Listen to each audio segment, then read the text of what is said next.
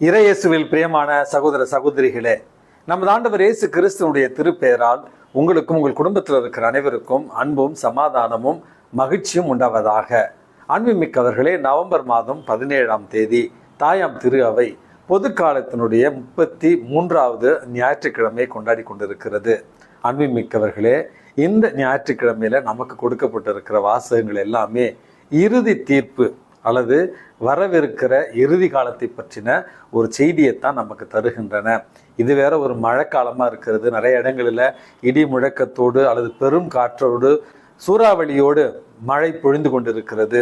மக்கள் ஒரு சில பேர் அச்சத்தில் இருக்கிறார்கள். ஒருவேளை இதுதான் உலக முடிவோ ஃபாதர் அப்படி என்று பலர் இன்னும் குழப்பத்தில் இருக்கிறார்கள். அன்பு மிக்கவர்களே, இன்றைக்கு நமக்கு கொடுக்கப்பட்டிருக்கிற இந்த வாசகங்கள் எல்லாமே இறைவன் நமக்கு கொடுத்திருக்கிற மீட்பு திட்டத்தினுடைய முக்கியத்துவத்தையும் அந்த மீட்பு திட்டத்தில் நம்முடைய பங்களிப்பு எப்படி இருக்கிறது என்பதை பற்றியும் தான் தெளிவுபடுத்துகிறது. நன்மையானவற்றையும் நேர்மையானவற்றையும் ஒழுக்கமானவற்றையும் கடவுள் திருமுன்னிலையில் அவருடைய நியமங்களின்படி நம்ம வாழ்கிற பொழுது ஒளியையும் ஆசீர்வாதங்களையும் மோட்சத்தையும், அதாவது விண்ணக வாழ்வையும் நிலை வாழ்வையும் பரிசாக பெறுகிறோம். அதனுடைய ஒரு மாற்றாக தீமையையும் தீமையை சார்ந்தவற்றையும் ஒழுக்கக்கேடானவற்றையும் நம்ம தேர்ந்தெடுக்கிற பொழுது இருளையும் சாபத்தையும் சாவையும் முடிவில்லா நரக நெருப்பையும் நம்ம பரிசாக பெற்றுக்கொள்கிறோம். ஆகவே நம்முடைய வாழ்க்கையில இறைவன் இந்த ஒரு வாய்ப்பை கொடுக்கிறார். இந்த மீட்பு திட்டத்துல நம்முடைய பங்களிப்பின் மூலமாகத்தான் நமக்கு தேவையானதை நம்ம தேர்ந்து கொள்கிறோம். அன்புமிக்கவர்களே, இன்றைக்கு நமக்கு கொடுக்கப்பட்டிருக்கிற முதல் வாசகம் தானியேல் புத்தகத்திலிருந்து கொடுக்கப்பட்டிருக்கிறது.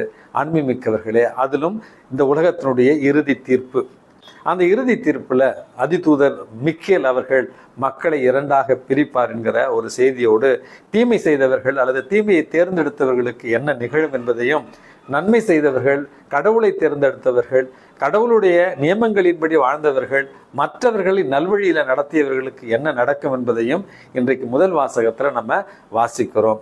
இரண்டாவது வாசகமானது எபிரேயருக்கு எழுதிய திருமுகத்திலிருந்து நமக்கு கொடுக்கப்பட்டிருக்கிறது. நம்முடைய பாவங்களுக்கு கழுவாயாக, மனிதர்களுடைய பாவங்களுக்கு கழுவாயாக முன்னைய காலகட்டத்தில் இருந்தது போல இறைவனுக்கு பலிகளை செலுத்திய குருக்களைப் போல அல்ல, நம்முடைய தலைமை குருவாகிய நமது ஆண்டவர் இயேசு கிறிஸ்து தன்னுடைய இன்னுயிரை நமக்காக பலியாக கொடுத்து நம்மளை முற்றிலுமாக மீட்டுக்கொண்டார். தன்னுடைய திருத்துய இரத்தத்தால் அவர் நம்மை விலையாக பெற்றுக்கொண்டார். அப்படி என்கிற அழகான செய்தியைத்தான் இன்றைக்கு இரண்டாவது வாசகத்துல நம்ம வாசிக்கிறோம். மூன்றாவது வாசகம் என்பது நற்செய்தி வாசகம். அந்த வாசகத்துல இயற்கை கால சூழல்கள் என்ன மாதிரியான எச்சரிக்கையை நமக்கு கொடுக்கின்றன, அப்படிப்பட்ட எச்சரிக்கைகள் வருகிற நேரத்தில் நாம் ஆன்மீக ரீதியாக எப்படி தயாராக இருக்க வேண்டும். ஏனென்றால் மனுமகன் மண்ணுலகில் மனிதர்கள் நினையாத நேரத்தில் வருவார்.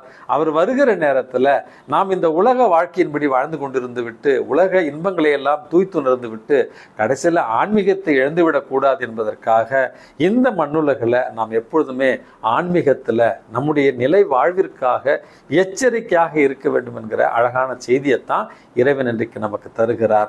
அன்புமிக்கவர்களே, 2 வாரங்களில் ஒரு 3 இறப்புகளை நான் கேள்விப்பட்டேன். 24-25 வயது ஒரு இளைஞன், நல்ல ஒழுக்கமான நல்ல கத்தோலிக்க கிறிஸ்தவ பிள்ளை, கோயிலுக்கு ரெகுலராக வர குழந்தை, ஆனால் பைக்கில் லாரியில் அடிபட்டு இப்போ 2-3 நாட்களுக்கு முன்பாக இறந்து விட்டார். மனதுக்கு ரொம்ப வேதனையாக இருக்கிறது. வாழ வேண்டிய பிள்ளையாச்சே, கடவுள் எப்படி இந்த ஒரு சோதனையை அந்த குடும்பத்துக்கு கொடுக்கலாம் அப்படின்னு எனக்கே அதை ஏற்றுக்கொள்ள கஷ்டமாக இருக்கிறது. நிச்சயமாக அதனுடைய பெற்றோர்கள் மிகுந்த வேதனையில் இருப்பார்கள். மற்றும் ஒரு மரணம், எங்களுடைய பள்ளியினுடைய ஆசிரியை ஒருவர் 2 வாரங்களுக்கு முன்பாக தான் அவர்களுக்காக நான் பயிற்சிக்கு சென்றிருந்தேன். பயிற்சியில் ரொம்ப உற்சாகமாக பங்கு பெற்ற ஒரு இளம் ஆசிரியர், 37 வயது தான். 4 நாள் தாங்க, திடீரென்று மூளையில் ஏதோ ஒரு ப்ராப்ளம் இருக்கு, கைகள் எல்லாம் மரத்து போகிறது அப்படி என்று சொல்லி மருத்துவமனைக்கு கொண்டு சென்றார்கள். 4 நாள்களில் இறந்து விட்டார் என்று அறிவித்து நேற்று தான் அடக்கம் செய்தார்கள். இதையும் ஏற்றுக்கொள்ள மனது மறுக்கிறது. எப்படி கடவுள் இப்படி ஒரு சோதனையை கொடுக்கலாம் அப்படி என்று. நம்முடைய இன்றைய மன்னாவில் தொடர்ந்து எனக்கு உற்சாகம் கொடுத்து கொண்டிருந்த ஒரு 70 வயது பெண்மணி ஒருவர், ரொம்பவும் நேர்மையானவர், ரொம்பவும் இறைபக்தி உள்ளவர். 2-3 நாட்களாக அவரிடமிருந்து எப்பவுமே ஃபாதர் இன்றைய மறைவுரை நல்லா இருந்துச்சு, நான் இத்தனை பேருக்கு ஷேர் பண்ணினேன் என்று மெசேஜ் வந்துகிட்டே இருக்கும். 4 நாள் தொடர்ந்து எதுவும் மெசேஜ் வராதால அந்த ஃபோனுக்கு அடித்து கேட்கும் பொழுது தான் அவருடைய மகன் சொல்லுகிறார், அம்மா தவறிட்டாங்க ஃபாதர், நல்ல மரணம் தான், ஆனால் தவறிட்டாங்க, எங்களால் ஏற்றுக்கொள்ள முடியவில்லை அப்படின்னு சொன்னார். அன்புமிக்கவர்களே, இந்த மரண செய்திகள், இந்த இறப்பு செய்திகள் எல்லாமே நமக்கு சில நேரங்களில் மனிதர்களுடைய பார்வையில் ஒரு பேரச்சத்தையும் மனதிற்கு ஒரு மன அழுத்தத்தையும் தருகிற செய்திகளாக இருக்கலாம். நம்ம எல்லாம் புரிந்து கொள்ள வேண்டிய அழுத்தமான, ஆழமான, நிரந்தரமான ஒரு உண்மை என்பது, நாம் எல்லோருமே, கத்தோலிக்க கிறிஸ்தவர்கள் எல்லோருமே 2 குடியுரிமை பெற்றவர்கள். முதல் குடியுரிமை என்பது இந்த மண்ணகத்தில் நம்ம வாழ்கிற இந்த ஒரு மனித வாழ்வு. இந்த வாழ்வு முடிந்த உடனேயே நாம் எல்லோருக்குமே நிலை வாழ்வு நமக்காக காத்திருக்கிறது என்பதைத்தான் இன்றைக்கு நம்ம புரிந்து கொள்ள வேண்டும். ஆகவே இந்த இறப்பு செய்திகள் அல்லது இயற்கையில் ஏற்படுகிற மாற்றங்கள், இவற்றை கண்டு நம்ம அஞ்ச தேவையில்லை. அன்புமிக்க உறவுகளே, இறைவன் எப்பொழுது அழைத்தாலும் நமக்காக மற்றும் ஒரு வாழ்வு காத்திருக்கிறது அப்படி என்கிற மனதிடத்தோடு வாழத்தான் இறைவன் நமக்கு அழைப்பு விடுக்கிறார். இந்த மனதிடத்தோடு எப்படி வாழ்வது என்றால் 2 காரியங்கள். முதலாவது, முதல் வாசகத்தில் கொடுக்கப்பட்டிருப்பது போல இந்த மண்ணுலகில நீதிமான்களாக இறைவனுடைய நியமங்களின்படி வாழ்பவர்கள், மற்றவர்களை நேரிய வழியில நடத்தியவர்கள் விண்மீன்களைப் போல ஒளி வீசுவார்கள் என்ற செய்தி கொடுக்கப்பட்டிருக்கிறது. அப்படி என்றால் நாம் இறந்தாலும் இறைவன் திருமுன்னிலையில விண்மீன்களைப் போல ஒளி வீசுவோம். எப்பொழுது? மற்றவர்களுக்கு நன்மை செய்து இறைவனுடைய நியமங்களின்படி வாழ்வது. அன்புமிக்கவர்களே, பலர் எனக்கு ஃபோன் பண்ணி, ஃபாதர் உங்கள் இன்றைய மன்னா ரொம்ப நல்லா இருக்குது, நானும் கேட்குறேன், எழுந்த உடனே உங்கள் செய்தியை கேட்பேன், பிறகு நான் 20 பேருக்கு அதை ஃபார்வேர்டு பண்ணுறேன், அல்லது 100 பேருக்கு நான் அதை பகிர்ந்து கொள்கிறேன் அப்படின்னு நிறைய பேர் எங்கிட்ட சொல்லுவாங்க. அன்புமிக்கவர்களே, ஒரு குருவாக இறை வார்த்தையை அறிவிப்பது என்னுடைய கடமை, அதை நான் செய்கிறேன். ஆனால் அன்பு உறவுகள், நீங்கள் பொது வாழ்க்கையில் இருந்து கொண்டு இறை வார்த்தையை எத்தனை பேருக்கு நீங்கள் பகிர்ந்து கொள்ளுகிறீர்கள்? நிச்சயமாக இதுதான் இறைவன் சொல்லுகிற மற்றவர்களை நேரிய வழியில வழி நடத்தியவர்கள் என்கிற பேரு உங்களுக்கு கிடைக்கும். ஆகவே என் செய்தின்னு இல்லை, இன்றைய மன்னா செய்தின்னு இல்லை, இது இறை வார்த்தையை படுக்கையில் இருக்கிறவங்க, உடம்பு சரியில்லாமல் இருக்கிறவங்க, நோய்வாய்ப்பட்டு இருப்பவர்கள், ரிட்டையர்மெண்ட்ல இருப்பவங்க, அல்லது வெளி உலகத்திற்கே போக முடியாதவர்கள், நீங்கள் உங்கள் மொபைல் ஃபோனை வச்சுக்கிட்டே மற்றவங்களுக்கு இறை வார்த்தையை பகிர்ந்து கொண்டு இருக்கிறீர்கள் அல்லவா? நிச்சயமாக இறைவன் பார்வையில நீங்கள் மற்றவர்களை நேரிய வழியில வழி நடத்தியவர்கள், விண்மீன்களைப் போல நீங்கள் ஒளி வீசுவீர்கள் என்கிற வாக்கு தத்தத்தை தான் இறைவன் உங்களுக்கு தருகிறார். Praise the Lord. அன்புமிக்கவர்களே, இந்த செய்தியோடு 2வது ஒரு முக்கிய செய்தியாக, நாம் இந்த மண்ணுலகில வாழ்க்கை வாழ்ந்தாலும், இந்த மண்ணுலகில இன்ப துன்பங்கள், பிரச்சனைகள், வேதனைகளை நடுவே நம்ம இருந்தாலும், நம்முடைய எண்ணம், ஏக்கம் எல்லாமே எந்த நேரத்திலும் ஆன்மீகத்தில் தயாராக இருக்க வேண்டும் என்கிற ஒரு செய்தியையும் இறைவன் இன்றைக்கு நமக்கு தருகிறார். நேற்று ஒரு காணொளி ஒன்று பார்த்தேன். ஒரு பிரெட் கடையில் ஓனரு, அந்த கடையில் வேலை செய்கிற ஒரு பையன், 2 பேரும் நிற்கிறாங்க.